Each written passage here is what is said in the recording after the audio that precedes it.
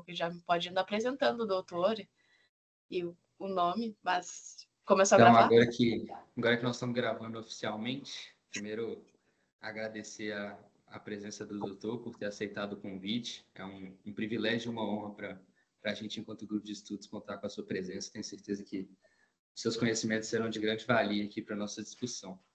E acho difícil, mas para quem não o conhece, eu vou fazer uma breve introdução com base no currículo que o doutor nos enviou. O doutor Breno Tanuri é o sócio fundador do Tanuri Ribeiro Advogados, é especialista em direito esportivo, com foco na área consultiva e contencioso associativo e arbitral desportivo em âmbito internacional. Possui vasta experiência em litígios perante a Corte Arbitral do Esporte e perante órgãos de resolução de disputa da FIFA, assessorando há mais de 2 décadas os diversos players do mercado esportivo, tendo participado de grandes transações de jogadores brasileiros no exterior. Então, doutor, a palavra é sua, a palavra está com você. A gente está, mais uma vez, muito grato pela sua presença. Poxa, eu que agradeço. Queria dizer que é uma honra. A Universidade Federal de Minas Gerais é um expoente na área do direito, né? Não apenas na área do direito, mas principalmente na área do direito. Então, gostaria de dizer para vocês que eu me sinto muito honrado pelo convite. Fiz questão e aceitei prontamente quando o Felipe me contactou. E espero atender às expectativas, né? Eu sou oriundo da Universidade Mackenzie, aqui de São Paulo. Estou em São Paulo no momento.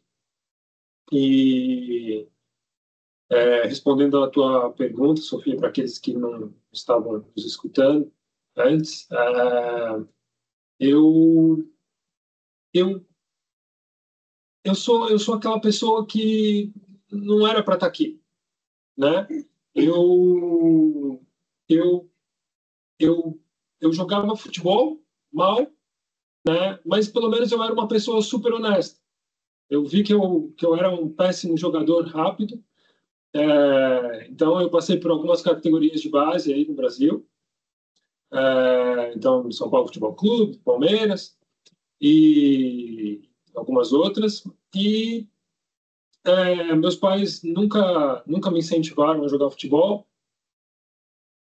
E eu, enfim, isso em combinação com o fato de que eu era ruim, me fez voltar para os estudos, né? Então eu volto para os estudos, passo na Universidade Mackenzie e começo a estudar direito. E a minha intenção era voltar para o interior de São Paulo. Eu sou oriundo de Olímpia, uma cidadezinha que tem no interior de São Paulo, no estado de São Paulo. E a minha intenção era voltar para Olímpia para trabalhar no escritório dos meus pais, né? Meus pais também são advogados. E o que aconteceu foi que depois de um período estudando na Inglaterra, no meio do tempo que eu estava no Mackenzie, eu tranco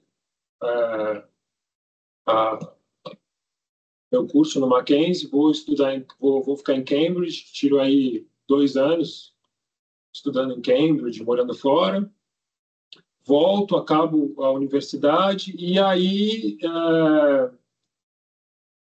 enfim, aí acontece aquelas coisas que são tanto quanto inexplicáveis. Eu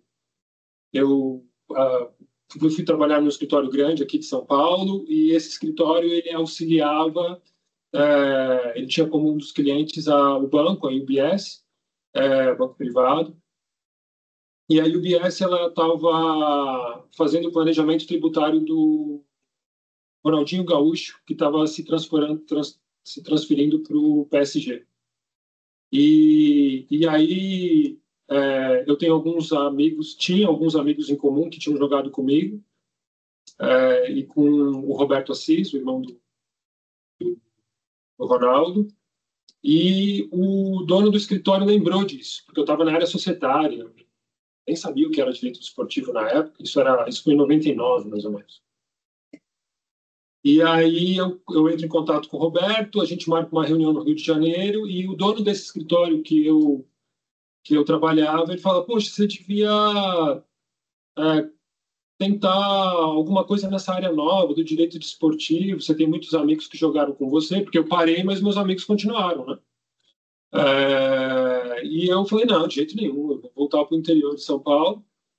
E aí, uma das pessoas que eu tive o prazer de jogar, enquanto eu estava na categoria de base do Palmeiras, foi o Toninho Cecílio, zagueiro, foi capitão, jogou no Cruzeiro, jogou no Botafogo, e hoje ele é diretor de futebol do Botafogo de Ribeirão Preto. O Toninho era um grande amigo, não um grande amigo, mas jogávamos quando a base subia para jogar contra o profissional, ele era capitão do Palmeiras.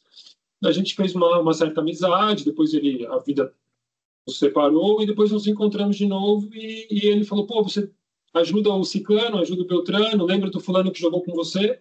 E assim eu comecei. Mas você me perguntou qual é o meu conselho para vocês, né? E esse final de semana eu estava assistindo o CNN Sport, CNN SA Esportivo, algum programa que tem na CNN voltado ao esporte, e estava a Hortência lá, né?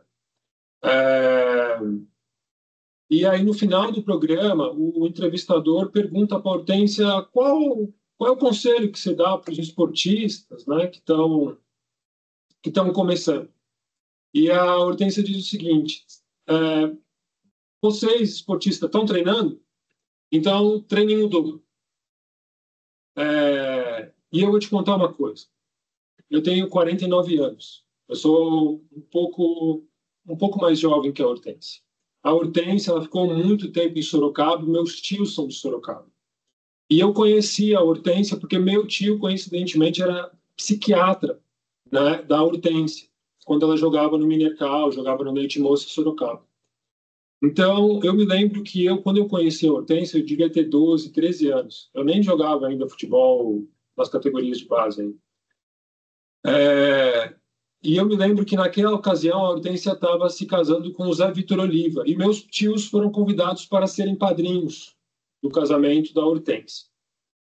E minha tia fez um almoço para a Hortência e para o Zé Vitor e os convidou para ir um domingo no apartamento deles nesse almoço. E foi a Hortência e eu coincidentemente estava lá. E eu conheci a Hortência. A Hortência era massa. Bom, continua sendo, né? E eu me lembro que a Hortência falou, olha, que horas que vai ser o almoço? Domingo, hein? Que horas vai ser o almoço? Aí o meu tio falou assim, não, o almoço vai começar lá pelas 2. Ela falou, olha, tudo bem, mas às 4 eu preciso descer, porque ela mandou instalar uma tabela no prédio, no condomínio, porque eu preciso fazer 400 arremessos. E às 4 horas não acabou o almoço. Ela sai do almoço, vai para o apartamento dela, se troca, faz os 400 arremessos e depois volta de novo para o almoço. Bom, o mundo não gira, ele capota, eu viro advogado e depois de anos a Hortência nos contrata para cuidar de uma ação que ela tinha em face da Confederação Brasileira de Basquetebol. É só no Brasil que isso acontece. Nós entramos com essa ação durou 10 anos, e agora, 2, 3 anos atrás, nós fizemos um acordo com a Confederação Brasileira de Basquete, e a Hortência recebeu o que a Confederação devia para ela. E ela me ligou, eu estava até na Itália, eu fui advogado do Bonucci muito tempo, né, os agentes do Bonucci, jogou na Juventus, passou agora pelo Fenerbahçe, e ela me liga e fala, Breno, eu preciso sentar com você. E eu falei para ela, de jeito nenhum. Eu só estou aqui por sua causa. E é isso mesmo. O meu conselho, eu só tenho um conselho para vocês. Vocês estão estudando? Então, o meu conselho é pouco. Estude o dobro. Porque foi isso que eu fiz. Eu tenho 49 anos e eu não tenho nenhum problema de falar isso. Eu sou a pessoa que...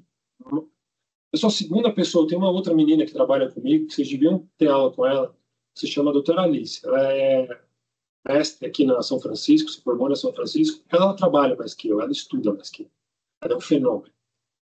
Mas, com exceção dessa senhorita, Eu sou a pessoa que mais trabalha, a pessoa que mais estuda, e esse é o conselho que eu dou para vocês.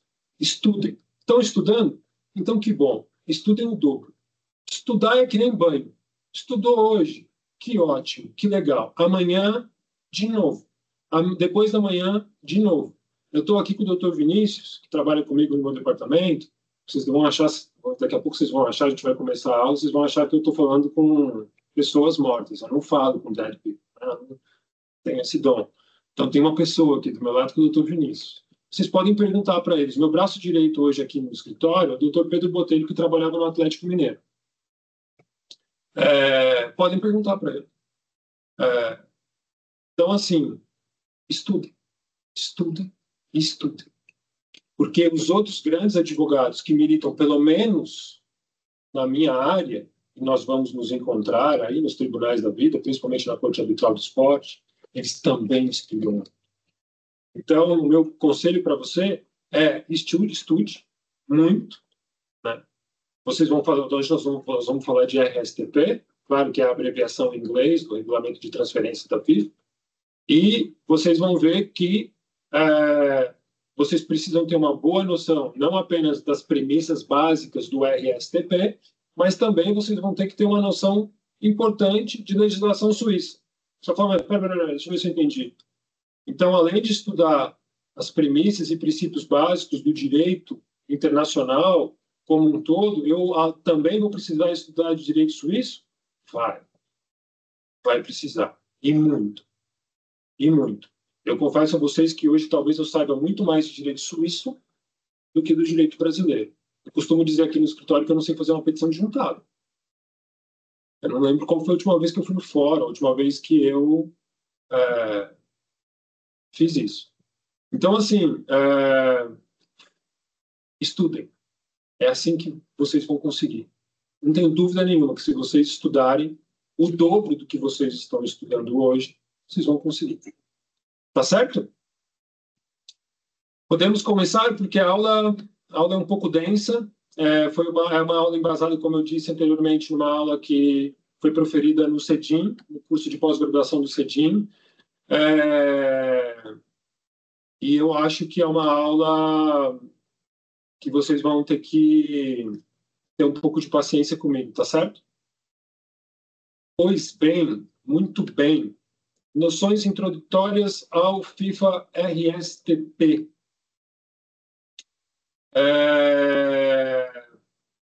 Vocês estão conseguindo visualizar? Sim, estamos vendo. Sim, está perfeito. Está perfeito. Bora lá. Primeiro slide. Bom, dica.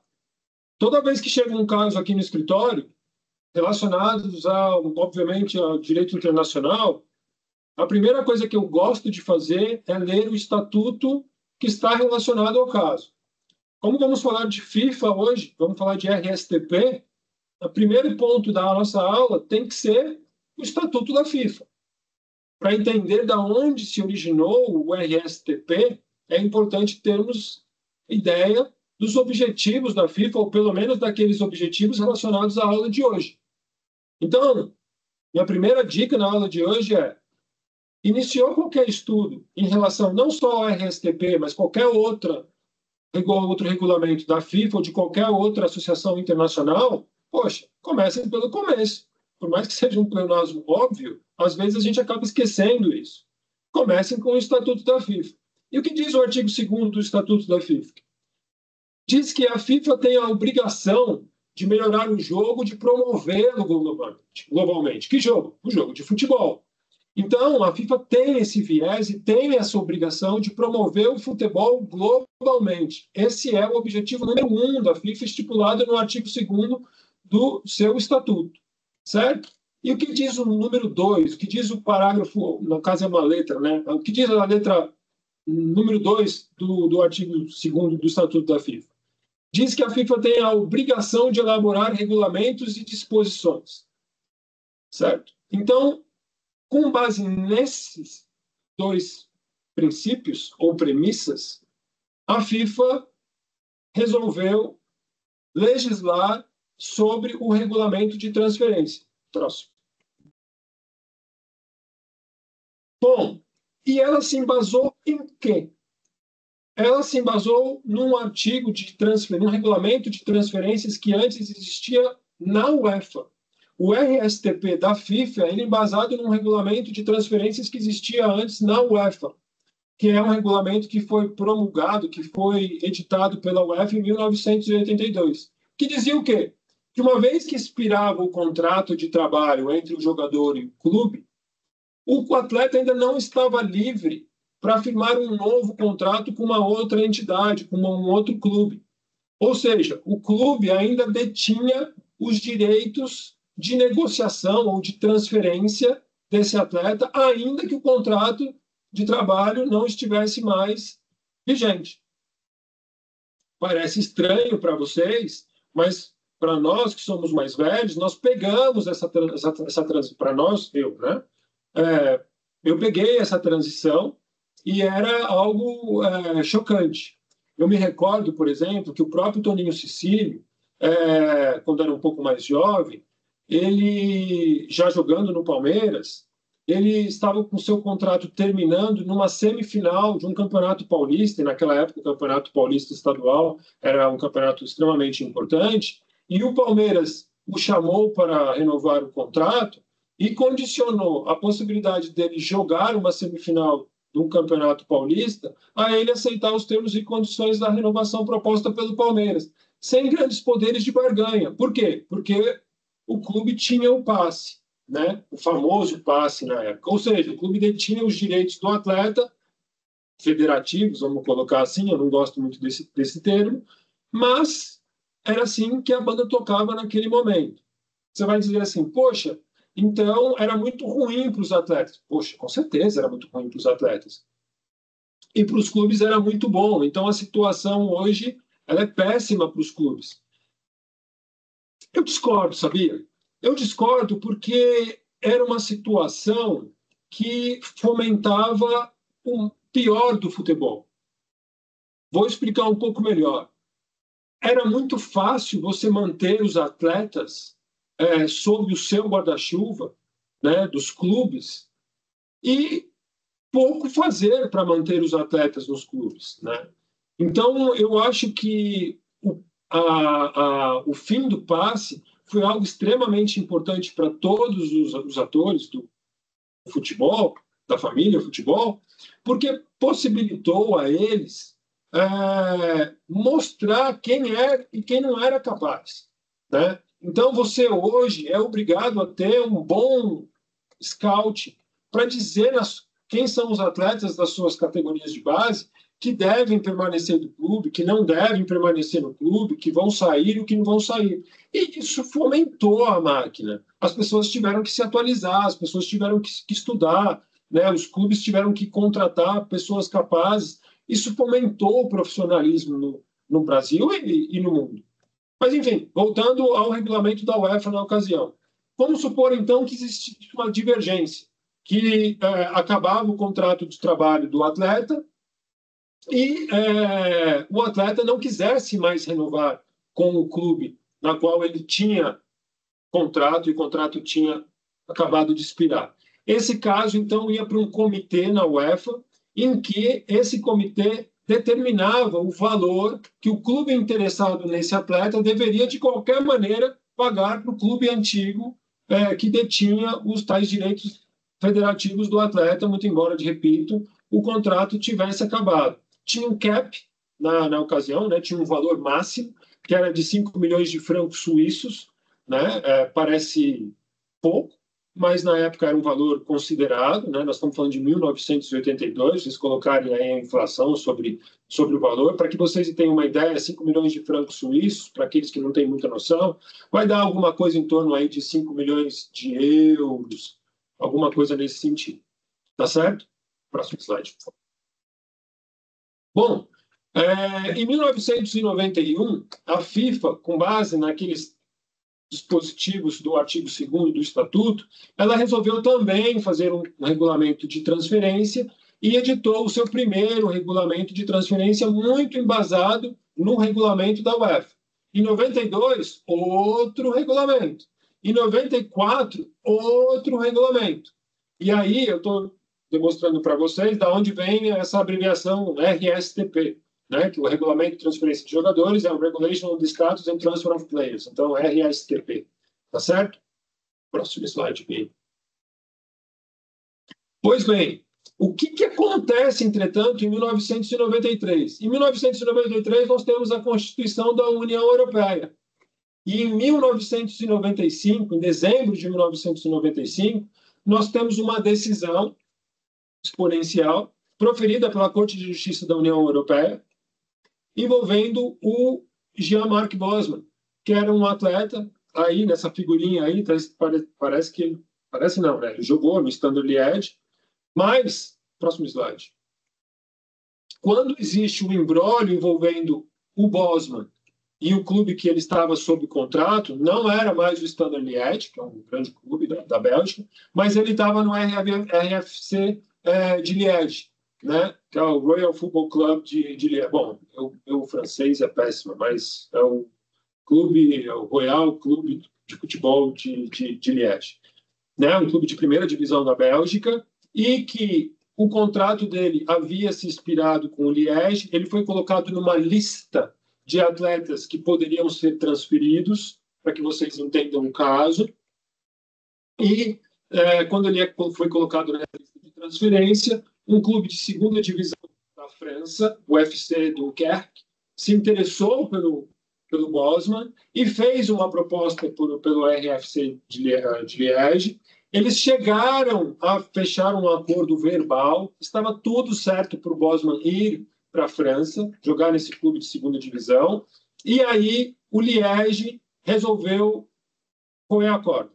Resolveu dar um passo para trás e entendeu que não iria fechar a transferência do Bosman para o clube francês, porque eles entenderam que existia uma possibilidade do clube francês não pagar o valor acordado pela transferência do Bosman. O Bosman se enfurece com a situação, contrata o Dr. Jean-Louis Dupont, e o Jean-Louis Dupont inicia um processo que perante os tribunais de Liège, depois vão para o Tribunal de Apelação e vão para a Corte de Justiça da União Europeia. Próximo. Bom, o que decidiu a Corte de Justiça da União Europeia? Primeiro, que esporte é atividade econômica. Segundo, que, portanto, está sujeito às leis do direito comunitário europeu. E terceiro, premissa básica do direito comunitário europeu, liberdade de movimento. Ou seja, expirado o contrato de trabalho, não há mais a obrigação de se pagar qualquer tipo de indenização. Próximo. O que acontece? De 94 a 97, a FIFA, a UEFA, resolvem promulgar, editar um novo RSTP, leva para apreciação da uma comissão da União Europeia, que foi alocada para discutir o tema, e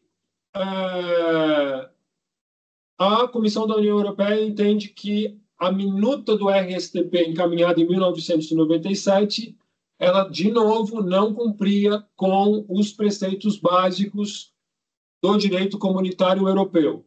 Mormente, em relação à transferência de menores de 18 anos e a exclusão da jurisdição de tribunais ordinários. Eu já escutei, e aqui eu queria abrir um parênteses, vocês são meus alunos, vocês não vão falar o que eu escutei. Eu escutei, há pouco tempo atrás, um advogado renomado, um colega renomado, dizendo que a idade mínima para que os atletas fossem transferidos deveria baixar de 18 para 16 anos. Por quê? Porque na Europa existe essa possibilidade. Então, que ela fosse estendida para o resto do mundo. Eu acho muito difícil que isso aconteça, porque essa foi uma das discussões e um dos pilares básicos que nortearam a promulgação do RSTP, que foi aprovado, como nós veremos no próximo slide, de 2001. E o de 97 não foi aprovado porque a Comissão da União Europeia, que analisou o tema, disse que um dos pontos nevrálgicos era que não poderia ser permitido a transferência de atletas menores de 18 anos. Isso segue até hoje, é o artigo 19, parágrafo 1º do RSTP, e, portanto, vocês não vão falar isso, porque isso é cláusula pétrea do RSTP. Outro ponto que tem que chamar a atenção dos senhores: tribunais ordinários. A Comissão da União Europeia, ela deu essa possibilidade, ela otorgou, ela obrigou que a FIFA concedesse essa possibilidade para eventuais litígios envolvendo principalmente atletas em fase de clubes. Na minuta encaminhada pela FIFA e pela UEFA à Comissão da União Europeia, não existia essa possibilidade. Portanto, se os senhores forem dar uma olhada hoje no RSTP, no artigo 22, no artigo 21, vocês vão ver que, sim, as partes podem deliberar sobre o tema e podem estipular que, ao invés de ir, por exemplo, de apontarem a jurisdição de um dos órgãos judiciais ou dos órgãos arbitrais da FIFA, elas querem que sejam julgados pelo um tribunal ordinário, uma justiça comum. Tá certo? Próximo. Bom, em 2001, nós temos o primeiro RSTP aprovado. Ele aconteceu em 1º de setembro de 2001 em Buenos Aires, aqui do lado. Né? Substitui, então, a versão de 1994, e ele teve 3 pilares básicos. Primeiro, os contratos teriam um prazo mínimo de 1 ano e um prazo máximo de 5 anos. Segundo, teríamos 2 períodos anuais de transferência. E terceiro, proibição de transferência de menores. Esses eram os 3 pilares básicos. Ah, mas só foi isso? Não. Próximo. Esses eram os pilares básicos. Mas o que mais? Eles criaram a Câmara de Resolução em Disputas. Né? Então, ficou meio híbrido aí, vocês me desculpem, né? Ficou Câmara de Resolução de Disputes, mas é disputas. Ficou meio português e inglês. Eles criaram uma câmara, que foi, na verdade, uma subcâmara do Player Status Committee. Antes só tinha o Player Status Committee, e na ocasião eles criaram, então, portanto, mais uma câmara, que nós vamos ver lá no final qual é a competência de cada uma delas. Hoje nós temos, inclusive, mais uma. Né?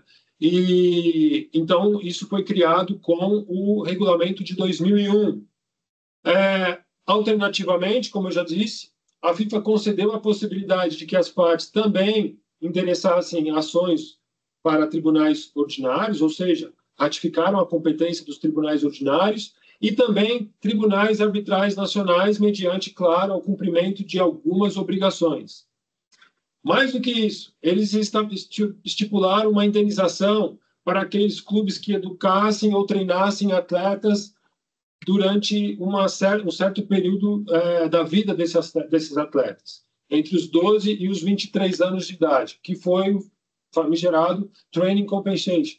Também outro tipo de indenização, que foi o mecanismo de solidariedade. Eu vou falar mais sobre ambos também mais no final da aula, tá certo? Próximo. Mais do que isso, a obrigação de respeito aos contratos, né? O respeito ao princípio pacta sunt servanda, né? Rescisão apenas seria possível por justa causa, e também ficou estipulado o que aconteceria se houvesse uma rescisão sem justa causa. Ou ainda, houve a possibilidade, também se outorgou a possibilidade para que os atletas rescindissem por justa causa esportiva, né? Algo que só existe no direito esportivo e especificamente no futebol. Vamos dar uma olhada nisso também, eu não passando mais para o final da aula. Mas esses foram os pontos principais. Eu não sei se vocês tiveram acesso ao RSTP de 2001. Acredito que não. Nós temos uma cópia aqui no escritório, inclusive tem uma cópia do RSTP. Bom, eu tenho uma cópia do RSTP de 94, mas eu tenho uma cópia aqui do RSTP de 2001. Eu acho que é possível vocês tentarem buscar isso na internet, acho que vocês encontrem. Se vocês encontrarem e tiverem interesse de dar uma analisada, por favor, lógico, entre em contato comigo, que eu não tenho problema nenhum de dividir isso com vocês.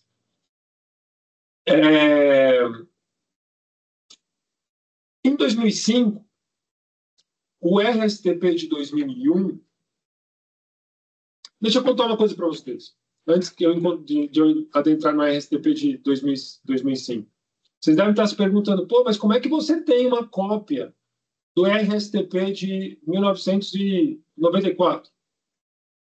Eu tenho uma cópia porque quando eu começo a trabalhar com direito desportivo, quando eu abro o meu escritório, há 23 anos atrás, um dos primeiros casos que nós fomos contratados foi o caso do Juninho Pernambucano, num litígio envolvendo o Vasco da Gama e o Olympique Lyonnais, o Lyon da França.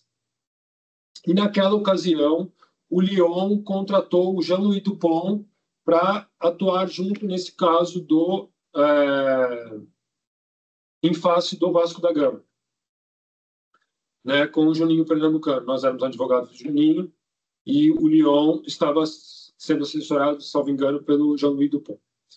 Eu tive o prazer de estar com o Jean-Louis Dupont na Bélgica, em 2 reuniões, e também com o Michel Zerrufinen, que era o secretário-geral da FIFA na ocasião. Ficamos muito amigos, uma pessoa extremamente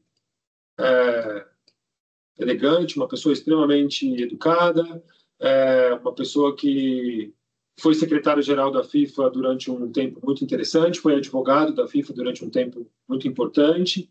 É ele que assina, Michel Zerrufinen, que assina o RSTP de 2001, junto com o Blatter.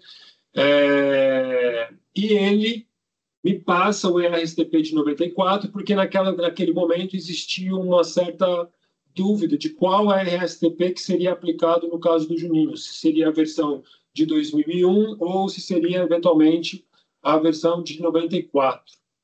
Enfim, não vem ao caso aqui, é um caso bem específico, é um ponto bem específico, mas para vocês entenderem que por que eu tenho uma cópia do RSTP de 1994 e também para vocês notarem o quão velho eu sou também, né? Bom, RSTP de 2005. O que acontece no RSTP de 2001? A maneira pela qual ele foi formatado era um pouco confuso. Então, a FIFA decide estipular alguma ordem para o RSTP, né? Então, ela divide o RSTP por meio de capítulos. Ela também elabora uma parte introdutória com definições, né? Ela esclarece de maneira um pouco mais pormenorizada a jurisdição, tanto do FIFA DRC, né, do Dispute Resolution Chamber, da Câmara de Resolução de Disputas, assim como a jurisdição do Player Status Committee, né? Também tem um aprimoramento em relação às regras de convocação dos atletas nacionais para seleções nacionais e uma uniformização e uma compulsoriedade mundial. Bom, como vocês podem ter notado, eu grifei essa parte, próximo, porque logo mais eu acho importante a gente tratar sobre o tema. Sobre o tema das definições, eu acho muito importante que vocês estudem isso com a devida diligência. Está logo no começo do RSTP. Se você abre o RSTP, você tem lá todas as definições que vão ser utilizadas nas pastas subsequentes. E eu fiz questão de falar de algumas definições que ali estão. Então, por exemplo, o período protegido, né? A FIFA ela estabeleceu um período em que, se por acaso acontece uma quebra contratual, isso é um fator agravante. Então, tudo isso para quê? Para desmotivar as partes a rescindirem o contrato.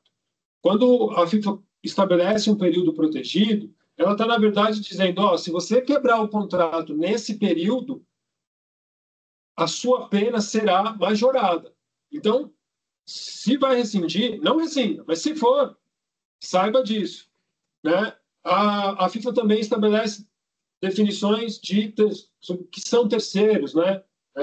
Acho que o Felipe falou que fez o TCC dele sobre TPO. Seguramente ele deve ter adentrado sobre o tema do que é e do que não é terceiro, do que é e o que não seria considerado terceiro. Onde é que eu sei? Como que eu sei? Qual é a definição do que é terceiro, do que é um third party? Eu sei nas definições do RSTP. Lá vai estar escrito e definido conforme eu estou colocando aqui. Certo? Próximo. Lá vai estar também estipulado o que é transferência internacional, o que é transferência nacional. Próximo. E eu acho importante vocês terem essas premissas e esses princípios muito bem aclarados, muito bem identificados, não apenas para tornar a leitura do RSTP, que vai acontecer subsequentemente, mas também porque com essa base vocês vão poder decifrar casos e vão poder também alinhavar teses muito mais concisas, muito mais fortes do que, claro, se vocês não lerem as definições do RSTP. Portanto, leiam as definições do RSTP. Quando forem começar a ler o RSTP, é lógico que o artigo 1º do RSTP às vezes passa batido. E não pode passar. Não pode passar porque ela ratifica aquela obrigação estipulada no Estatuto e ela é extremamente importante para todo e qualquer caso que os senhores terão pela frente. Não só perante os órgãos arbitrais da FIFA, não só perante a Corte Arbitral do Esporte, eventualmente um rito de apelação, mas também no Brasil. Ou seja, existem alguns pontos do RSTP que são válidos também no Brasil. Próximo. Então, se vocês derem uma olhada no parágrafo 3º do artigo 1º, na letra A, existem disposições que são vinculativas em nível nacional e que devem ser, ou deveriam ser, inseridas nos regulamentos das associações e federações nacionais em verbos, sem alteração. E isso normalmente não acontece. E aí você fala, bom, e daí? Estamos no Brasil e aqui quem manda é a legislação brasileira, ponto final. É isso mesmo. Mas é aí que a gente pega o gato. Prestem atenção. Vou dar um exemplo para vocês. Aqui no Brasil, por exemplo, contratos de formação, os atletas recebem uma bolsa, né? Uma bolsa aprendizagem. Nos termos dessa bolsa aprendizagem, em tese não é um salário, certo? É uma bolsa aprendizagem, porque salário só recebe quem trabalha, quem é trabalhador, nos termos da legislação brasileira. Justo. Qual é o problema? O problema é que vocês peguem um desses fenômenos que estão na categoria de base e eles com 14, 15 anos já estão ganhando alguma coisa em torno de 3, 4, 5, às vezes até 10 mil reais, às vezes até mais. Pois bem, esses contratos em que o valor estipulado a título de bolsa-aprendizagem, que são muito maiores do que o salário mínimo, não são considerados contratos de aprendizagem perante a FIFA.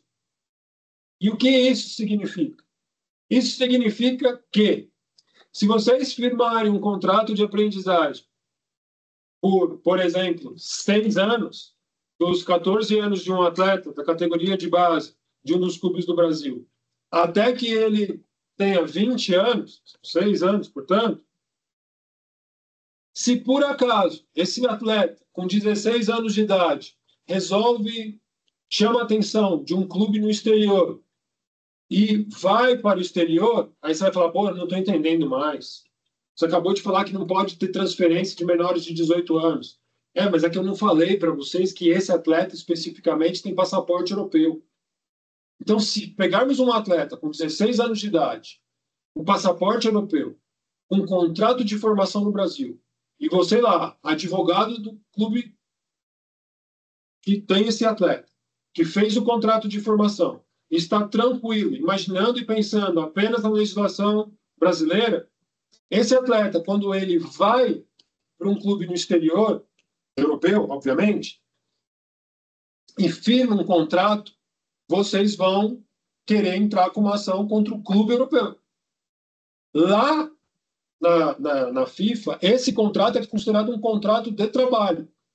E se o atleta vai para um clube europeu, por exemplo, com 17 anos de idade, faltando ainda 4 anos, não com 16, mas com 17 anos, faltando 4 anos, portanto, ou 3 anos para o final do contrato de formação, faltando ainda 3 anos para o final do contrato de formação, ou seja, o atleta está quebrando o contrato de formação, para a FIFA só vale os 3 primeiros anos do contrato de trabalho para um atleta menor de 18 anos, ainda que você estabeleça um contrato de 4, 5, 6 anos.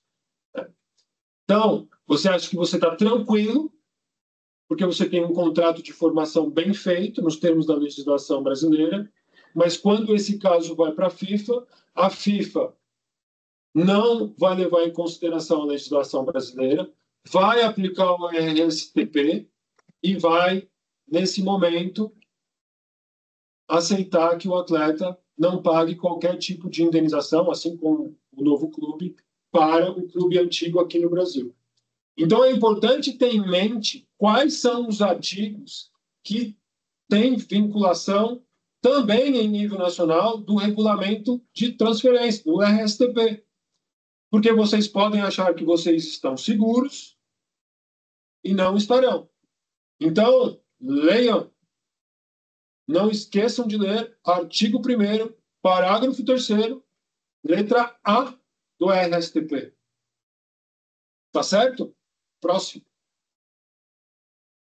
Bom, dito isso, depois do regulamento de 2005, tivemos vários outros. 2008, 2009, 10, 12, 15, 18, 19, 20, 21, 22 e 23.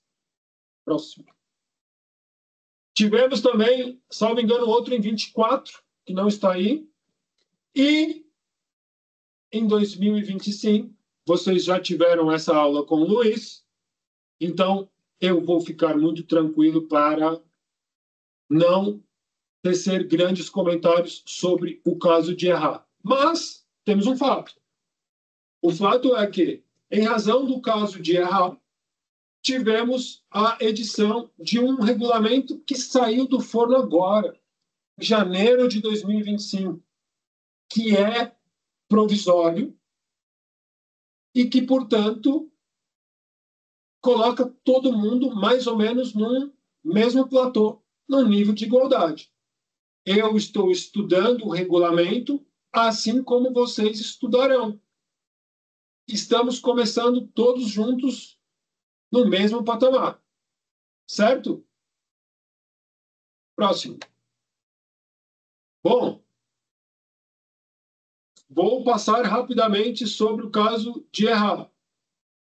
Antes, nós tínhamos uma responsabilidade solidária do novo clube, e essa responsabilidade solidária no pagamento de uma eventual indenização, ela era automática. Existia meio que uma presunção de que o novo clube induzia o atleta a rescindir o contrato. Essa presunção, ela era automática praticamente, né? O que a Corte de Justiça da União Europeia entendeu? A Corte de Justiça da União Europeia entendeu que isso feria o princípio de livre circulação e liberdade de trabalho.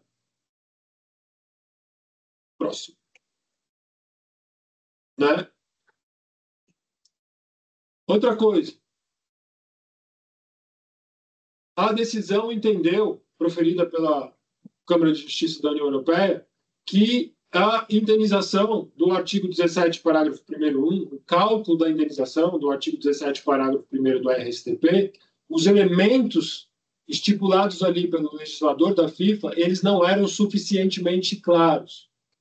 Mais do que isso, não havia uma definição de justa causa no RSTP. Então, como é que nós fazíamos antes? Bom, todos os operadores do direito desportivo internacional, lógico, focados em casos relacionados ao futebol, eles se atentavam ao artigo 49, parágrafo 2º do Estatuto da FIFA e utilizavam, em combinação, o artigo 337, parágrafo 2º do Código de Obrigações da Suíça. Por isso que eu disse para os senhores, é importante que os senhores tenham uma boa noção sobre legislação suíça. Essa combinação ela é muito comum em casos que acontecem não apenas perante a FIFA, mas principalmente perante a Corte Arbitral do Esporte. Então, antes, para a gente analisar se um atleta teve, ou se um clube teve, justa causa, numa eventual rescisão de um contrato de trabalho, a gente tinha que fazer essa combinação. Por quê? Porque não existia uma tipificação de justa causa no RSTP. Então, a gente se embasava muito no que era estipulado pelo legislador suíço no artigo 337, parágrafo 2º do Código de Obrigações da Suíça. É normal isso acontecer. Por isso que eu disse para os senhores que é de muito bom grado que os senhores estudem ou tenham uma muito boa noção sobre legislação suíça. Próximo. Bom, qual é a minha sugestão para os senhores? Vamos nos atentar, em primeiro lugar, àquelas disposições do RSTP que estão iguais e que praticamente se permanecem iguais nos últimos anos. E no próximo passo, a gente vai analisar aqueles pontos que foram alterados no caso de errar, ou por causa do caso de errar. Então, por exemplo, respeito aos contratos. Lembra que eu falei lá no começo que isso foi uma das premissas básicas do regulamento de 2001, porque não existia mais o que a gente chamava aqui no Brasil de passe? Pois bem, a FIFA estipulou um capítulo só para isso, que é o capítulo de manutenção da estabilidade contratual entre profissionais, jogadores, e clubes. Então, nós temos o artigo 13 do regulamento, do RSTP, que fala que um atleta e um clube só podem rescindir o contrato em duas ocasiões. Caso o contrato expire, óbvio, e por mútuo acordo. Eles também podem rescindir o contrato por mútuo acordo. Né? O RSTP também sempre estipulou, eu já falei sobre isso, no seu artigo 14, o que seria uma rescisão por justa causa. Né? Uma das alterações mais recentes do RSTP, se não me engano, a de 2021, ela também estipulou que seria uma conduta abusiva, que também daria ao jogador ou clube o direito de rescindir um contrato por conduta abusiva. O artigo 14, parágrafo 1º, ele foi alterado e eu vou falar sobre isso logo mais, tá? Próximo. Pois bem, o 14 bis é um artigo que foi introduzido também recentemente pela FIFA, que estabelece o seguinte: no caso de 2 salários mensais atrasados, o atleta pode eventualmente rescindir um contrato de trabalho. Então, se o clube deixa de pagar 2 salários ou um valor que seja similar a 2 salários mensais, o atleta tem justa causa para rescindir esse contrato com base no artigo 14 bis, claro, condicionando essa rescisão a uma notificação anterior em que o atleta concede 15 dias para que o clube pague ou purgue a mora. Então, foi também uma disposição relativamente nova do RSTP em que concede justa causa aos atletas por atraso salarial. Próximo. Bom, mais do que isso, o RSTP diz o que eu acabei de falar, que será considerado também não só apenas a falta de pagamento de 2 salários, mas também o valor correspondente a esse valor de 2 salários pro rata, né? Então, se houve um valor, um atraso por mais de 2 meses, de um valor que seria igual ou maior do que 2 meses, o atleta tem direito a rescindir o contrato, claro, condicionado, desde que ele notifique. Você vai falar, pô, eu não estou entendendo. Eu vou te explicar. Você, por exemplo, você vai para o Irã. Qual é o problema no Irã? No Irã, a maioria dos contratos firmados entre atletas e clubes, eles possuem 4 pagamentos anuais. Não tem um pagamento mensal do salário. A mesma coisa vale para aqueles contratos em que existe, por exemplo, um pagamento de sign-on fee, de luvas, perdão. Então, se essas luvas que não forem pagas, elas são iguais ou maiores a 2 meses, ao valor que seria de salário 2 meses, por exemplo, pro rata, ou que não seja pro rata, você também vai ter o direito de rescindir esse contrato, sempre condicionando essa rescisão a uma notificação em que você coloca o clube em mora por 15 dias e, caso ele não purgue a mora, você rescinde o contrato. Ah, mas e se eu não notificar? Bom, aí nós vamos estar entrando numa especificidade muito grande. Ainda é possível, mas com certas nuances, com certas condições devidamente atentadas. Agora, se vocês notificarem, darem um prazo de 15 dias e o clube não purgar a mora, vocês podem mandar uma outra notificação e rescindir o contrato unilateralmente por justa causa. Próximo. Bom, artigo 15, perdão, justa causa esportiva. O que acontece na justa causa esportiva? Aquele atleta que eventualmente jogar menos do que 10% dos jogos oficiais terá o direito de rescindir por justa causa esportiva o seu contrato. E como que ele faz isso? Ele manda uma notificação para o clube no prazo de 15 dias contados do último jogo oficial da temporada, dizendo, olha, fiz os cálculos aqui, não atingi o teto de 10% dos jogos oficiais, estou rescindindo o contrato unilateralmente. Você fala, poxa, sensacional. Mas aí ele não precisa mais pagar nenhum tipo de indenização? Não. Eu não disse isso. Eu disse que ele pode ter a justa causa esportiva, mas ele não vai ter somente a aplicação de sanção desportiva sobre ele.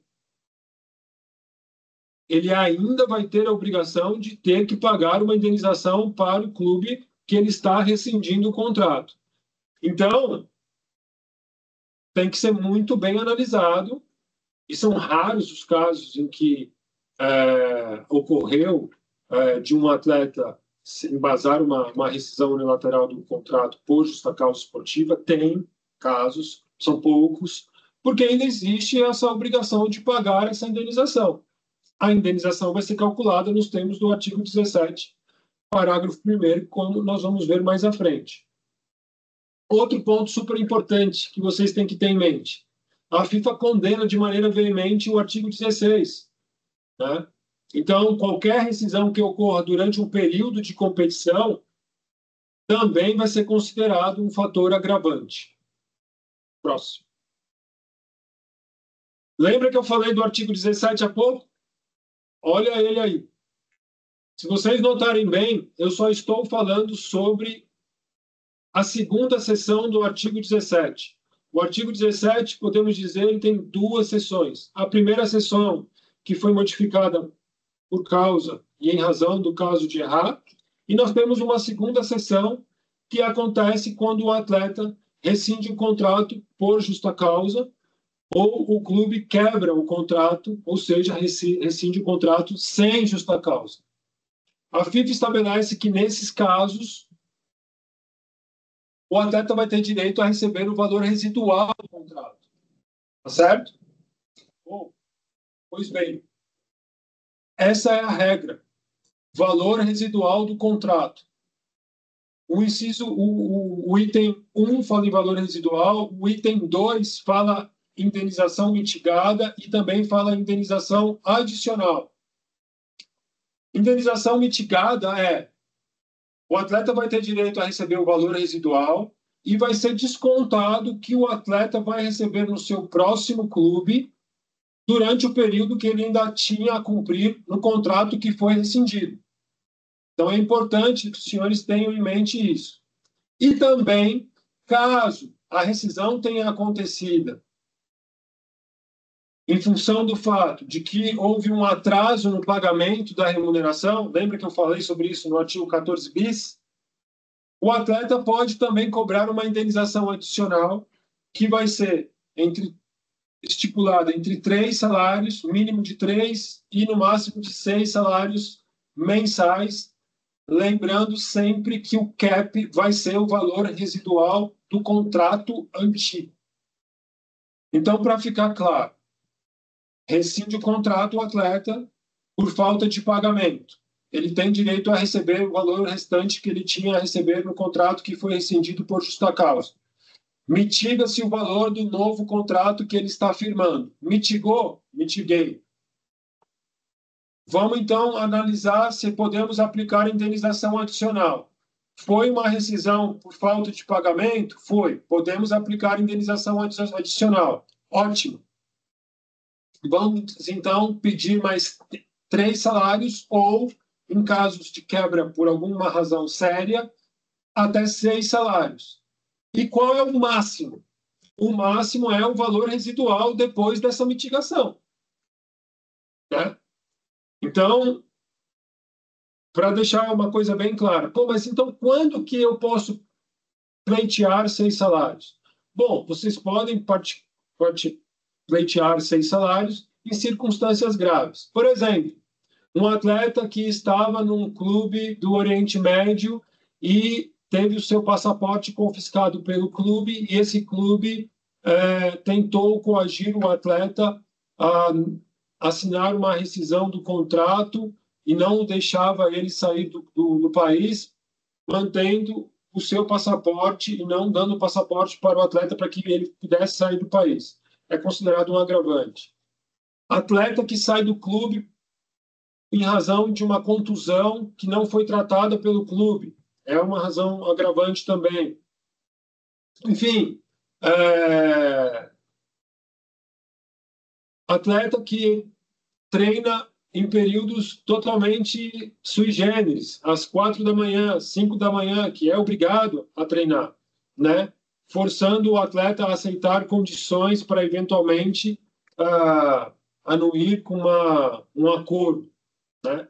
Então, aí sim, esse pode ser um valor, um ponto agravante, um fator agravante, e vocês podem aí tentar pleitear perante os tribunais arbitrais da FIFA até 6 salários mensais, lembrando sempre, uma vez mais, do CAP. Ok? Próximo. Tiago, vocês me desculpem, é que eu não consigo ver a mão levantada. Quando eu divido a tela... Não, sem problema, doutor. Você prefere que deixe as perguntas para o final ou vai... prefiro. Pode ser? Não, combinado, então. Combinado. Então, próximo. Pois bem,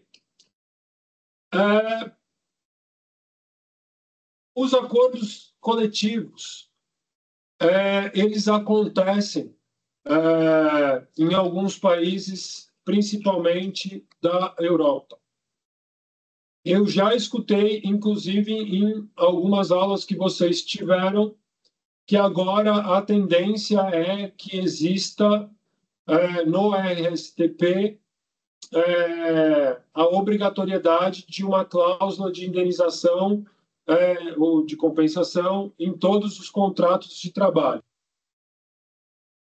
Duvido que isso vá acontecer. E duvido por uma razão muito simples. Porque há países em que esse tipo de cláusula não é permitido. Então, por exemplo, contratos de trabalho na França.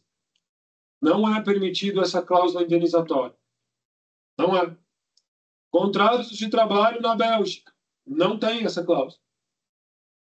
Então, quando a FIFA impor ou eventualmente obrigar essa cláusula indenizatória, ela vai, claro, se deparar com essas legislações nacionais em que isso não é permitido. Então, ainda que a FIFA obrigue ou conceda essa possibilidade, ela já concede, eu vou mostrar isso para vocês mais à frente, obrigar que os contratos de trabalho tenham essa cláusula, acho improvável, para dizer o mínimo. Agora, é importante que os senhores tenham uma boa noção de acordos coletivos firmados entre atletas e clubes. Por exemplo, na Itália. Na Itália existe um acordo coletivo firmado entre clubes e atletas. Na Espanha também há. E por que eu digo isso para os senhores? Porque os senhores, quando forem analisar algum contrato nesses países, existem algumas cláusulas que os senhores precisam se atentar, né? Então, é muito importante que os senhores tenham em mente quais são os contratos coletivos e em quais países em que eles estão vigentes. Próximo. Bom, lembra que eu falei também de período protegido? Olha ele aí. Ué, mas alguém me falou que agora, no caso de errar, não tem aplicação esportiva, sanção esportiva? Tem aplicação de sanção esportiva, sim, senhor. Eu confesso que eu não vi a FIFA ainda aplicando sanção desportiva depois do caso de errar. Estamos todos mais ou menos pisando em ovos. Mas o legislador, nesse RSTP provisório, não retirou a possibilidade de aplicação de sanção desportiva, né? Principalmente naqueles contratos que são rescindidos durante o tal do período protegido estipulado lá nas definições do RSTP. Caso essa aplicação de sanção desportiva aconteça, o atleta vai ficar 4 meses sem jogar, entre 4 e 6 meses, sem jogar partidas oficiais. Tá certo? Próximo. Bom, pode passar para o próximo. Olha só, mais um ponto importante. Parágrafo 5º do artigo 17 também não foi alterado. Então, pessoas que estão sujeitas ao Estatuto da FIFA e que, de alguma maneira, induziram um atleta a rescindir um contrato com o seu clube, elas também estão suscetíveis ou sujeitas a sanções disciplinares pela FIFA. Então, eventualmente, um agente de jogadores, agentes de futebol, ou intermediários, como se fala aqui no Brasil ainda, caso eles fique comprovado, induzirem um atleta a rescindir um contrato unilateralmente sem justa causa com o clube, eles podem sim também serem sancionados disciplinarmente pela FIFA. Tá certo? Artigo 18.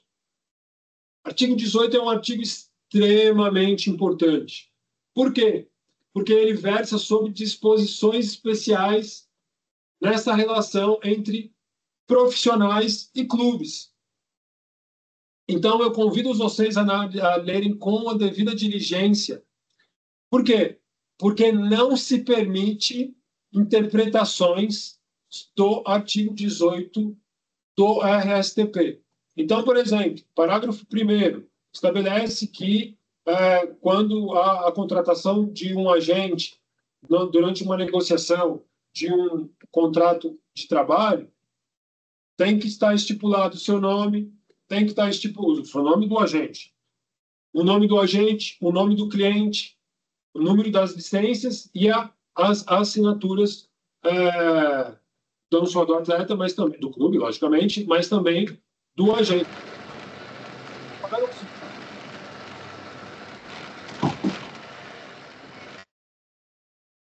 Parágrafo 2º versa sobre duração mínima de contratos de trabalho e duração máxima de contrato de trabalho. Lembra que eu falei de jogadores menores de 18 anos assinando contrato de formação, que só é formação no Brasil e não é formação para a FIFA, dependendo do valor da remuneração estipulada no contrato de formação?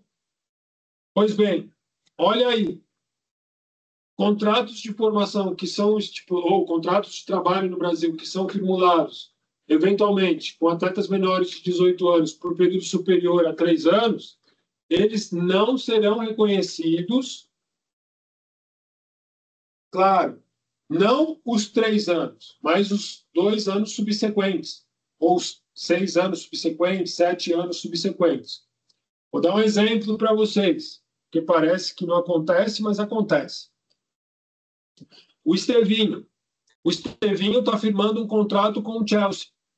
Já firmou, inclusive. O contrato do Estevão com o Chelsea não é um contrato de 5 anos. O contrato do Estevão com o Chelsea é um contrato de 6 anos. Então, qual é o risco? O risco é que, a partir do 5º ano, caso o Estevão resolva, eventualmente, firmar um contrato com uma equipe da Espanha, o Chelsea pode, eventualmente, ter problemas para pleitear o pagamento de uma indenização. Por quê? Porque o prazo é máximo de um contrato de trabalho nos termos da legislação da FIFA, do RSTP, é de 5 anos. Tá certo? Claro, eu não quero e não posso entrar em detalhes do contrato do Estevão por motivos óbvios, mas estou só lembrando desse tema porque é um caso que aconteceu recentemente. Tá certo? Pois bem, um outro ponto que é interessante e importante.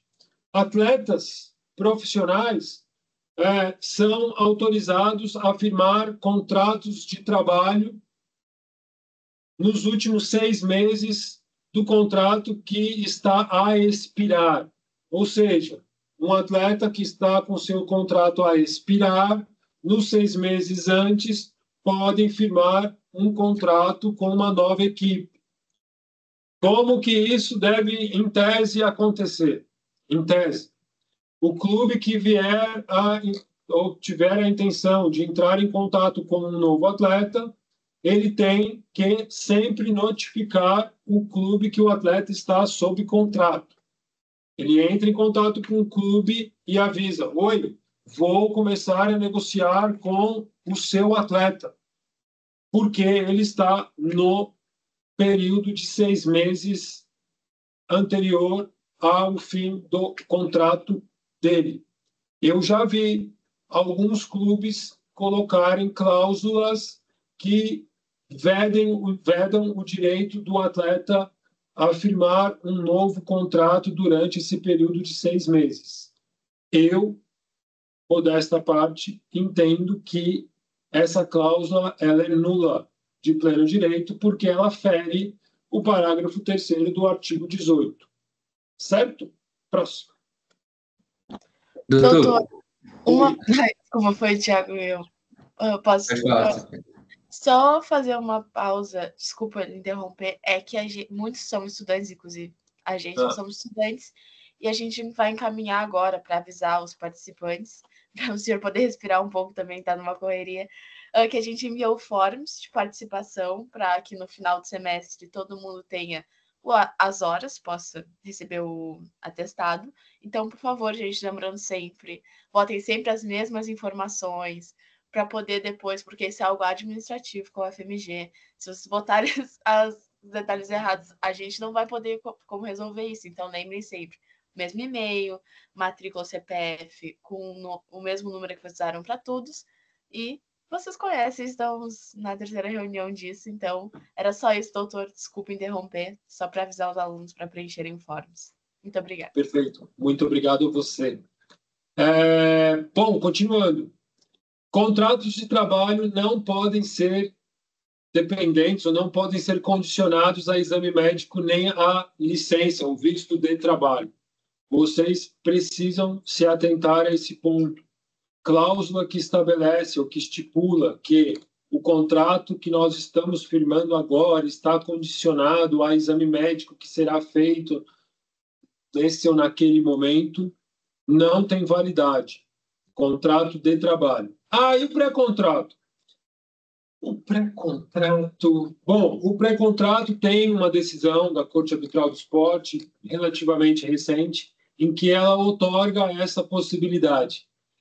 Eu tenho dúvidas, mas, de qualquer maneira, a minha sugestão é: alguém que está pré-contratando um atleta, ele já precisa correr esse risco. Então, portanto, se eu estou assessorando o atleta, eu normalmente peço para que essa cláusula especificamente seja retirada do pré-contrato, para que não haja qualquer dúvida em relação ao tema. Tá certo? Bom, o que acontece muito? O que acontece se um atleta firmar mais do que um contrato cobrindo o mesmo período? Bom, se isso acontecer, nós vamos aplicar todos os artigos que nós acabamos de ver agora, do artigo 13 ao artigo 18 do RSTP, todos eles estipulados no capítulo 4º do regulamento RSTP. Próximo.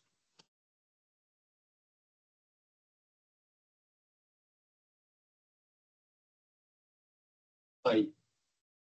Lembra que nós falamos que o DIERRA mudou algumas cláusulas? Então vamos a elas. Porque parece um bicho de 7 cabeças e eu não acho que seja tanto assim. Tá certo? Primeiro, artigo 14, parágrafo 1º. Como era antes? Antes, o artigo 14, parágrafo 1º, estabelecia o seguinte: um contrato pode ser rescindido por qualquer uma das partes, sem consequências de qualquer tipo, ou seja, pagamento de indenização ou imposição de sanção esportiva, quando houver justa causa. Qual foi o ponto aí que a Comissão da União Europeia, que o Tribunal da União Europeia não gostou? Não temos a tipificação do que é justa causa. Aí tem mais a consequência. Mas a tipificação não tem. Então, o que disse a ECJ? A ECJ disse: olha, precisamos ter uma tipificação para justa causa.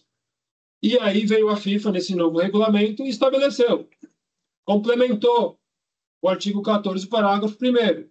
Em geral, a justa causa deve existir em qualquer circunstância em que não se possa mais esperar que uma parte, de forma razoável e de boa-fé, aposto, em vírgulas, continue uma relação contratual.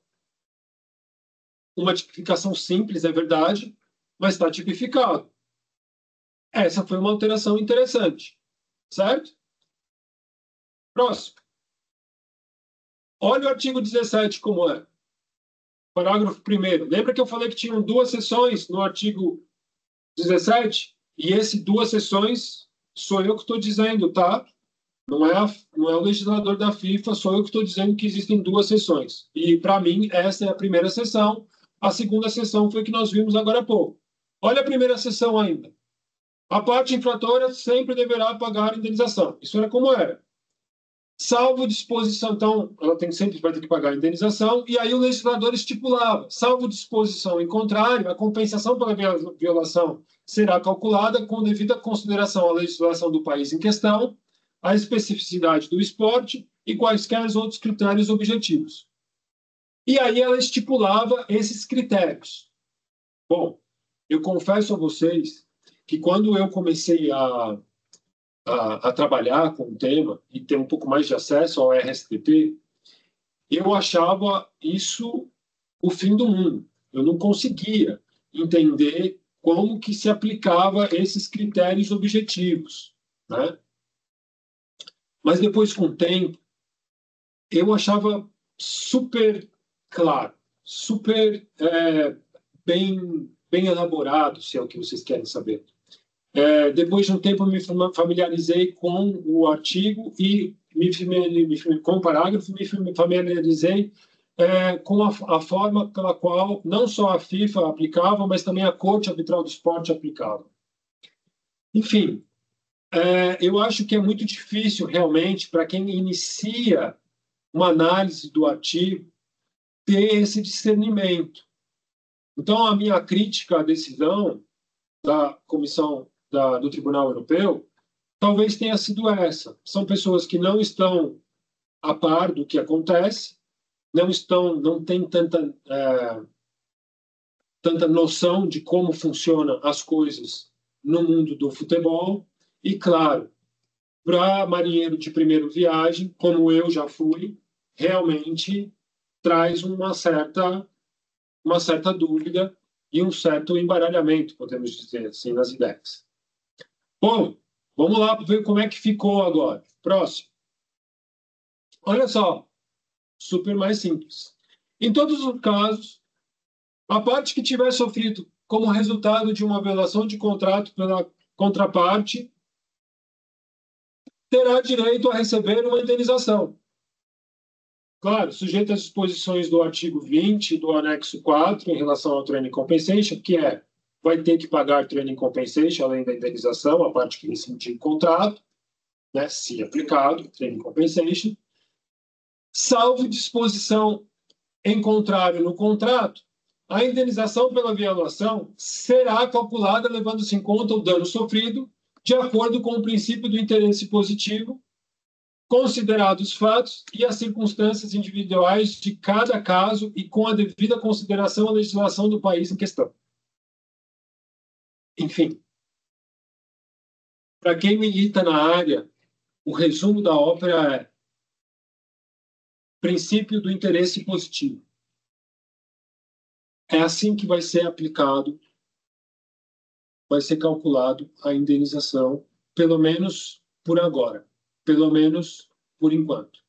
E embaixo eu coloquei uma definição antiga, é verdade, mas é a definição mais aplicada nos casos que nós temos perante a FIFA e também e principalmente perante o CAS.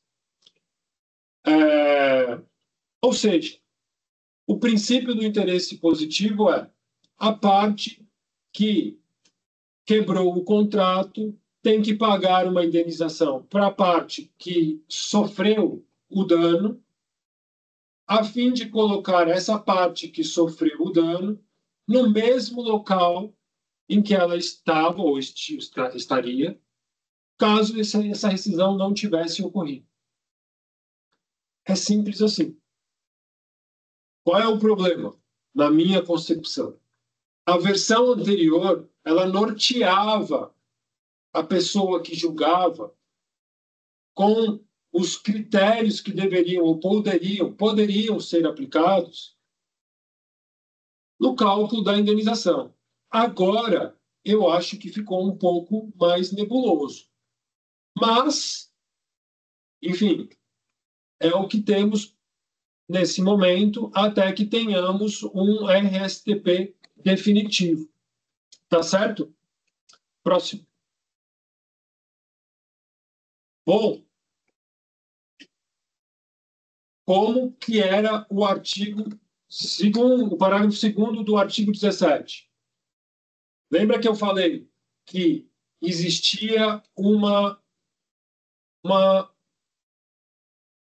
novo clube, ele era considerado praticamente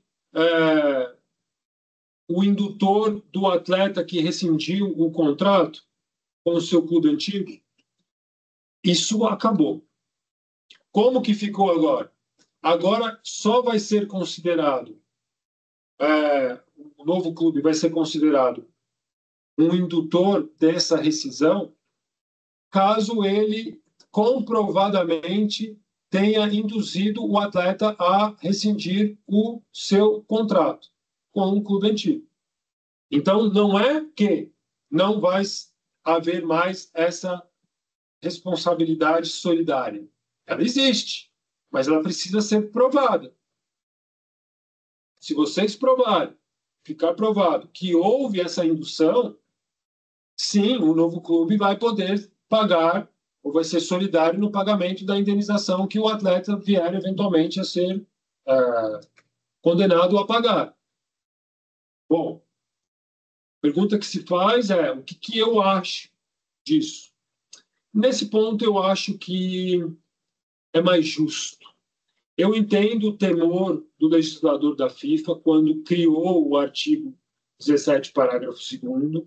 A intenção era de evitar rescisões e também garantir uma certa normalidade do sistema, mas era um tanto quanto pesado para o atleta. Vou dar um exemplo para vocês. Eu fui advogado do Albirex Niigata, eu vou dar um exemplo porque esse caso é público. Eu fui advogado do Albirex Niigata em face do Rony, atleta do Galo, aí de Belo Horizonte, que antes estava no Palmeiras e antes estava no Atlético Paranaense. O Rony rescinde o contrato unilateralmente sem justa causa com o Albirex Niigata e ele começa a entrar em contato com vários clubes, não só no Brasil, como no exterior.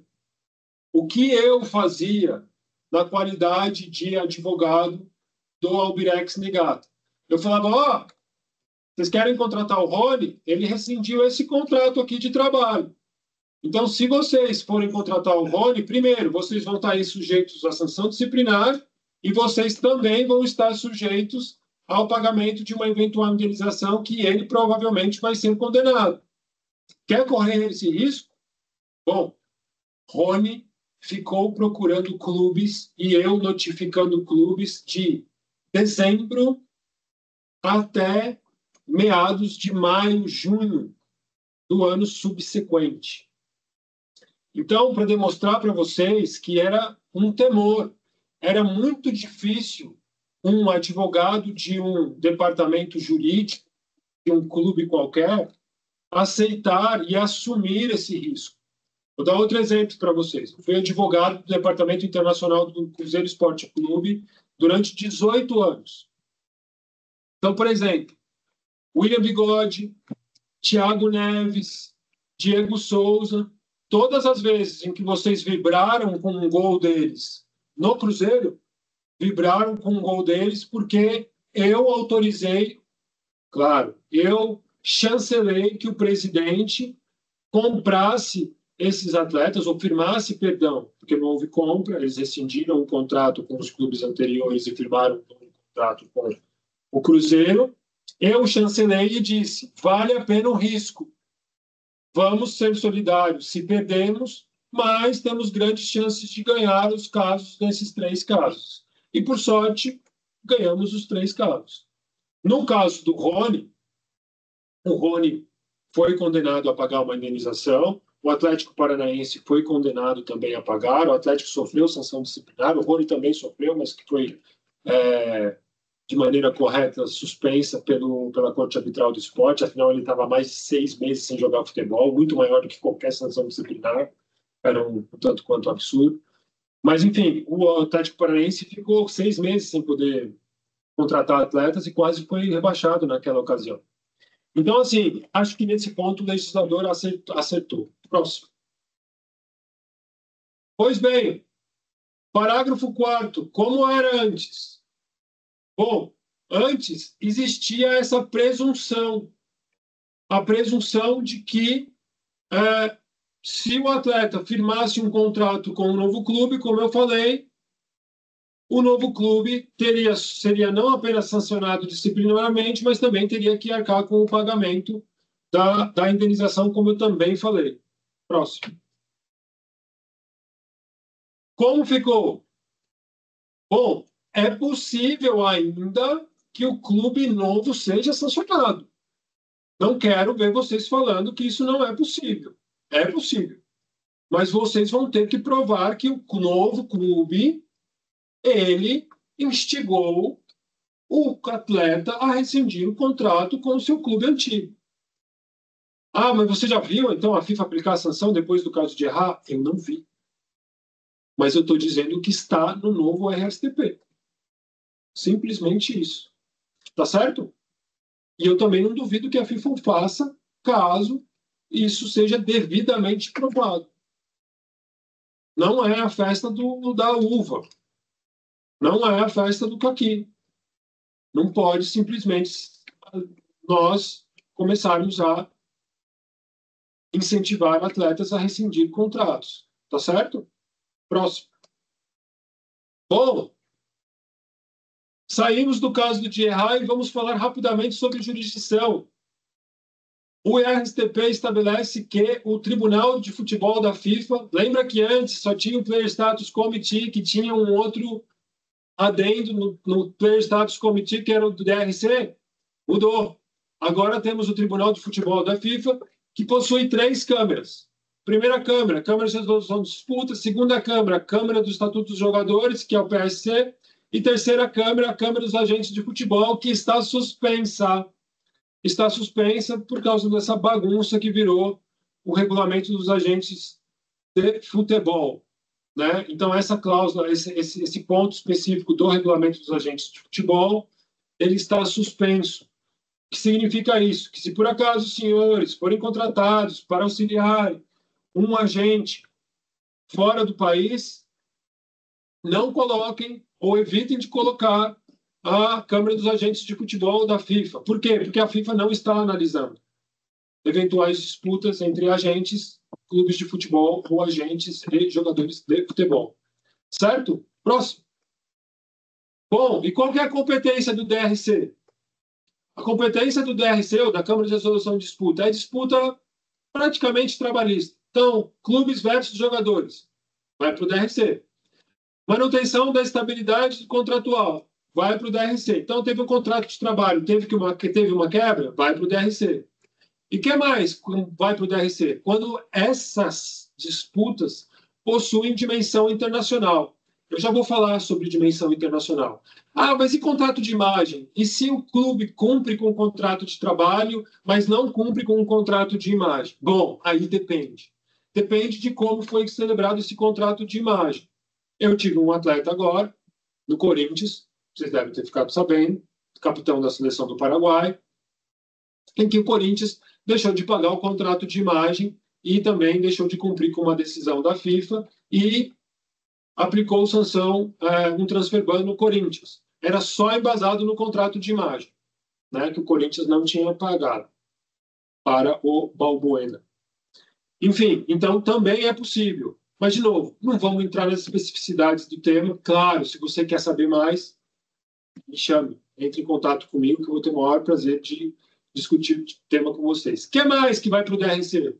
Disputas relacionadas a mecanismo de solidariedade, training compensation, e matérias que possuem algum tipo de complexidade em relação ao passaporte eletrônico do jogador.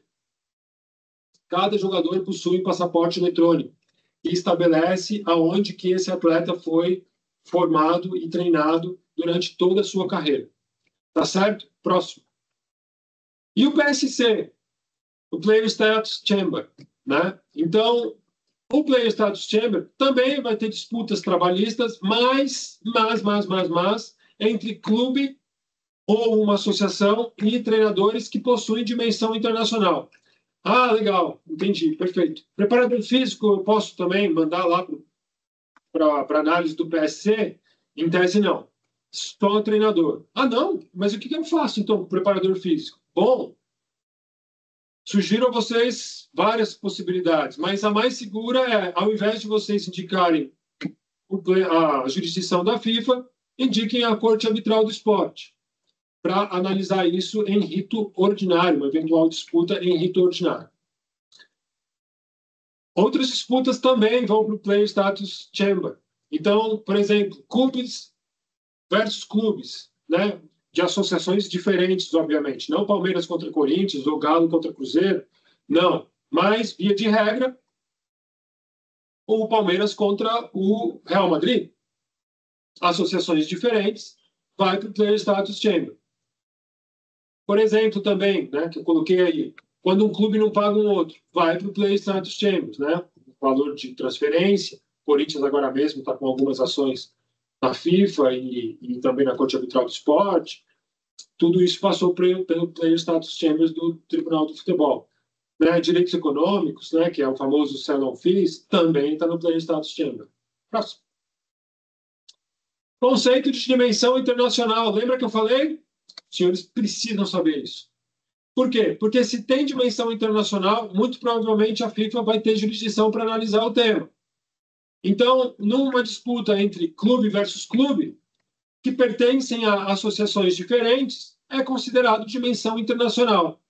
Clube-jogador ou clube-treinador, quando o jogador ou o treinador ele é registrado com uma nacionalidade diferente à da clube, da nacionalidade que o clube está sediado, provavelmente a FIFA vai ter jurisdição para analisar. Lembra que a FIFA não vai ter jurisdição para analisar em 2 ocasiões, principalmente. Na verdade, são 3.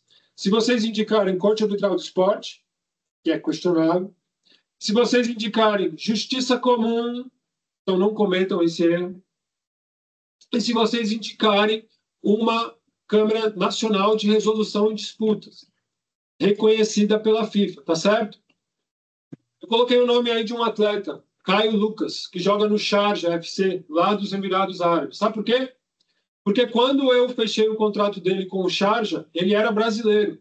E durante o contrato dele, ele virou cidadão dos Emirados Árabes.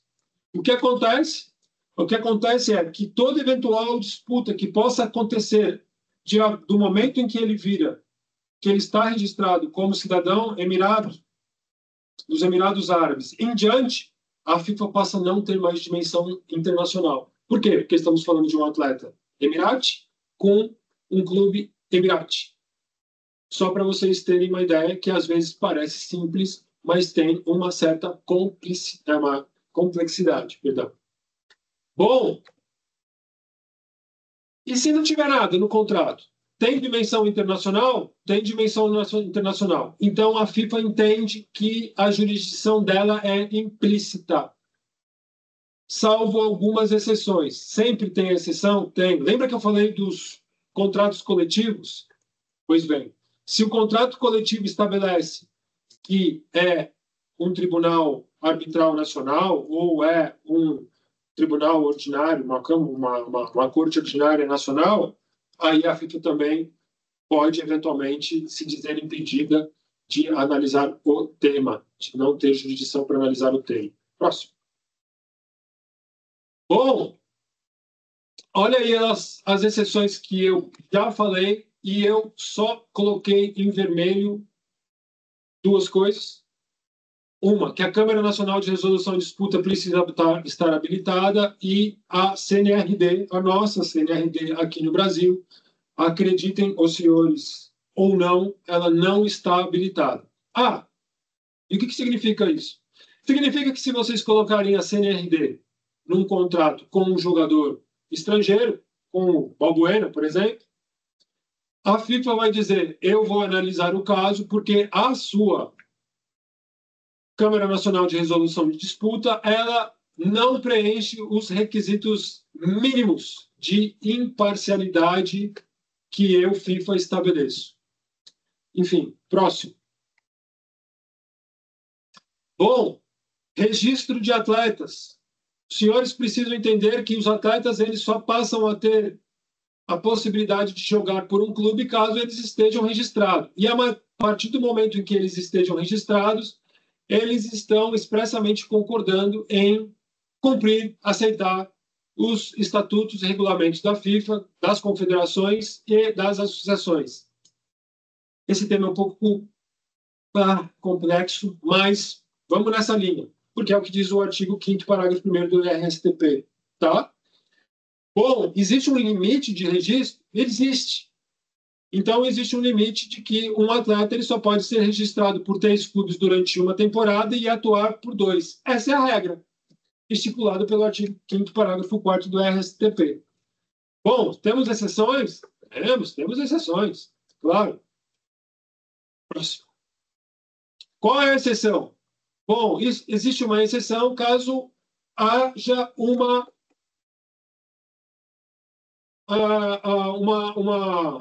falta de convergência entre as temporadas. Por exemplo, a nossa temporada começa em janeiro e também em dezembro, e nós temos também a temporada europeia, que, por exemplo, começa em agosto e acaba em junho. Quando isso acontece, quando existe esse overlapping de temporadas, aí o que a FIFA estabelece é que o atleta vai poder jogar para um terceiro clube e ser transferido para até 4 clubes, né? Então, existe essa exceção, e é importante que os senhores tenham em mente, porque vira e mexe, nós temos essa discussão. Tá certo? Próximo. Períodos de registro. Lembra que eu falei lá em 2001 que o RSTP estipulava os períodos que era possível acontecer uma transferência? Sim, ela estabelece que existem 2 períodos por temporada lá em 2001. Por que ela fez isso? Já explicamos. Estabilidade contratual e restringiu o número de transferência. Pô, mas isso é muito óbvio. É muito óbvio, mas isso começou a acontecer no Brasil há 2 anos atrás. O Brasil não cumpria isso, muito embora era um dos pontos estipulados de maneira compulsória, mandatárias, que essas associações deveriam cumprir. E aí o que aconteceu? Acontecia a farra da transferência nacional quando a janela internacional fechava. Foi por isso, e eu não tenho dúvida nenhuma, que muitos dos problemas financeiros que os clubes enfrentaram de maneira muito grave, principalmente Galo e Cruzeiro, aconteceu por causa disso. Porque se contratava, e quando fechava o período de transferência em nível internacional, ou para transferências advindas do exterior, de atletas, no Brasil podia continuar fazendo esse show da transferência. Enfim, lamentável, uma pena. Graças a Deus nós conseguimos mudar isso, graças também um pouco ao caso do Rony, mas essa é uma outra discussão para um outro momento. Próximo. Bom, existe possibilidade de registrar um atleta fora do período de registro, nas janelas de transferência? Existe. Isso acontece por meio das validation exceptions. Então, por exemplo, quando um atleta rescinde o contrato por justa causa, quando um clube demite um jogador sem justa causa, ou caso um contrato de trabalho ele é expirado antes do início do período da janela, ou quando também existe eventualmente uma rescisão do contrato de trabalho de comum acordo antes do início do começo da janela. A janela daí pode fechar, a janela de transferência pode fechar, e aí o atleta, pelo menos nos termos do RSTP, pode pedir um validation exception para que o seu contrato seja registrado, dependendo apenas do regulamento das competições. Às vezes o RSTP autoriza, às vezes a própria CBF autoriza, mas às vezes o regulamento da competição não autoriza, né? Então, é importante que os senhores tenham isso em mente. Próximo. Senhores, Clube Ponte, artigo 5º bis do RSTP. Transferências consecutivas num período menor de 4 meses, elas, em tese, não são permitidas. Por que em tese? Porque, claro, se vocês conseguirem provar para a FIFA que aconteceu de ocorrer 2 transferências consecutivas em menos de 4 meses por motivos embasados, sem que tenha havido uma tentativa de qualquer tipo de burla ao regulamento, do que a gente chama de bridge transfer, isso é possível. Eu lembro de um jogador argentino que jogou na Espanha, estava jogando no Valência, o Villarreal vai no Valência, paga a multa do atleta, o atleta vai para o Villarreal, e logo depois que o atleta assina com o Villarreal, vai para o Villarreal, o Zaragoza vai e paga a multa no Villarreal. Aconteceu 2 transferências em menos de 4 meses? Aconteceu, mas houve 2 pagamentos de multa, de transferência. Possível.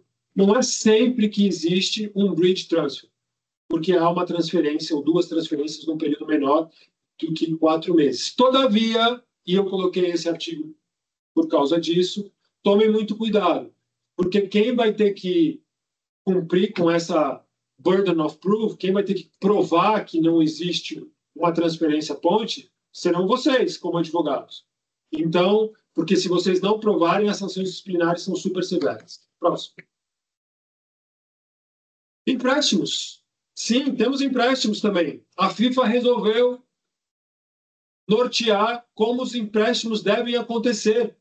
Então, ela estipulou que a duração mínima dos empréstimos só pode acontecer entre 2 períodos, então mais ou menos no período de 6 meses, né? Entre 2 períodos é que só pode acontecer os empréstimos. Não precisa haver, o atleta não precisa ser parte do contrato de empréstimo. Já escutei muito isso. Esse contrato de empréstimo não tem validade porque o atleta não assinou.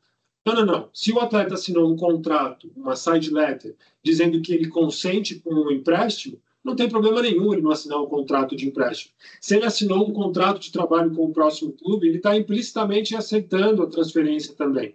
Claro, ele sempre tem que consentir, mas ele não precisa ser parte do contrato de empréstimo. A duração mínima, como eu falei, tem que acontecer entre 2 períodos de registro. A duração máxima dos empréstimos é de 1 ano. E o limite de empréstimos que os clubes possuem, via de regra, são 6 jogadores entrando e 6 jogadores saindo do clube, salvo aqueles jogadores que foram treinados e educados no clube e estão sendo emprestados para adquirirem mais experiência. Certo? Próximo. Training Compensation. Lembra que eu falei lá atrás, em 2001, que o legislador da FIFA estabeleceu o Training Compensation como uma compensação para aqueles clubes que formam e educam o atleta e não mais teriam o passe? Pois bem, está aí.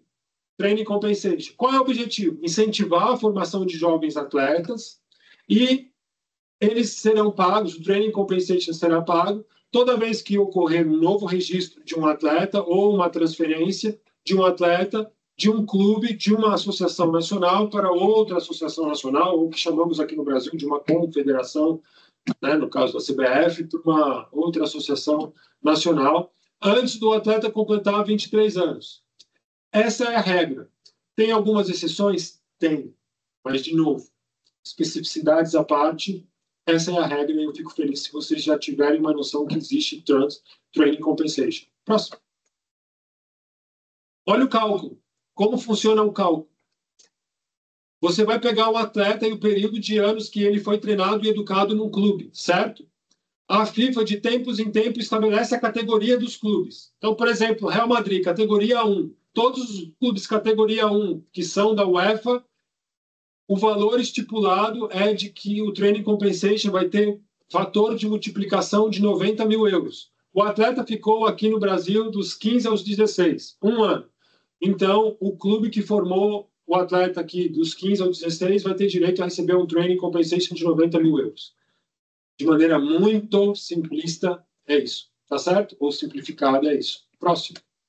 Mecanismo de solidariedade é um outro tipo de também indenização para aqueles clubes que fomentam os jogadores, né? A formação dos atletas. Também, de novo, todo e qualquer tipo de transferência entre 12, todo e qualquer tipo de transferência que acontecer, os clubes que formaram o atleta dos 12 aos 23 anos, eles vão ter o direito de receber uma porcentagem dessa transferência. Tá certo? Isso vai acontecer sempre que houver uma porcentagem, num empréstimo ou numa transferência definitiva, desde que ela tenha um viés internacional, o clube que formou e educou o atleta vai ter direito a receber uma porcentagem do valor pago pelo novo clube. Tá certo? Próximo. Senhores, acabou o vosso martírio. E eu passei um pouco do tempo. Essa aula normalmente ela acontece em 3 horas e eu tive que correr. Desculpem pela correria e desculpem eventualmente pela maneira um pouco mais rápida mas eu quero que vocês lembrem que falamos em 1h30, 2 horas, de 10 capítulos, 7 anexos e mais de 100 páginas. Não foi martírio nenhum, a gente que agradece, foi uma aula assim, fenomenal. Imagino que teríamos muitas perguntas, se o tempo nos permitisse. O senhor vai ficar aqui até às 8. Eu fico aqui até o momento que vocês quiserem. Não tem problema nenhum. É uma honra para mim.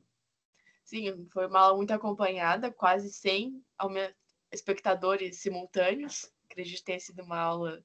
Não sei se os meninos têm alguma outra pergunta. Eu teria a minha, mas, coitado, o seu tempo deve estar muito Achei que íamos ouvir Eu muita tenho que estar aula. tranquilíssimo, Sofia. Eu estou inteiramente à disposição de vocês. Eu posso só falar só mais uma coisa? Claro, por favor. Eu estou com 49 anos de idade, vou fazer 50 anos esse ano, tá? E eu, com 50 anos de idade, eu acho que eu tenho a liberdade de falar o que eu vou falar, e sempre que eu sou convidado a proferir uma palestra, ou dar uma aula, ou falar com vocês, eu faço questão de falar isso. A minha geração, ela perdeu a batalha. E ela talvez tenha perdido a batalha mais importante de todos os tempos, que é a batalha pela democracia. Nós temos um problema muito sério no esporte, não só nacional, mas internacional, que é a falta de democracia das federações e das associações. Muitos dos meus ídolos, muitos dos meus colegas que poderiam brigar por isso, eles foram cooptados pelo sistema, né?